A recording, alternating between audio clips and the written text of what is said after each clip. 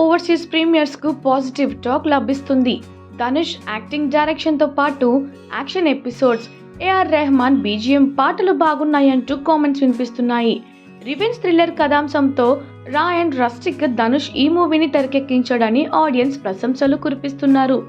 రాయన్ digital హక్కులను 2 OTT platforms దక్కించుకున్నట్లు సమాచారం. సన్నెక్స్ తో పాటు నెట్ఫ్లిక్స్ లో రాయన్ మూవీ రిలీజ్ కానున్నట్లు చెబుతున్నారు.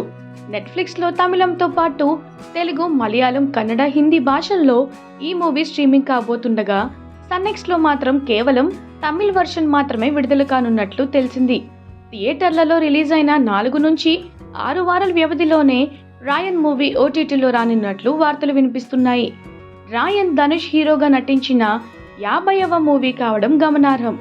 ఈ సినిమాలో సందీప్ కిషన్, ఎస్.జె. సూర్య, ప్రకాష్ రాజ్, అపర్ణ బాలమురళి కీలక పాత్రల్లో నటించారు. రాయన్ మూవీకి ఏఆర్ రెహమాన్ మ్యూజిక్ అందించాడు. దాదాపు 100 కోట్ల బడ్జెట్తో సన్ పిక్చర్స్ సంస్థ రాయన్ మూవీని ప్రొడ్యూస్ చేసింది.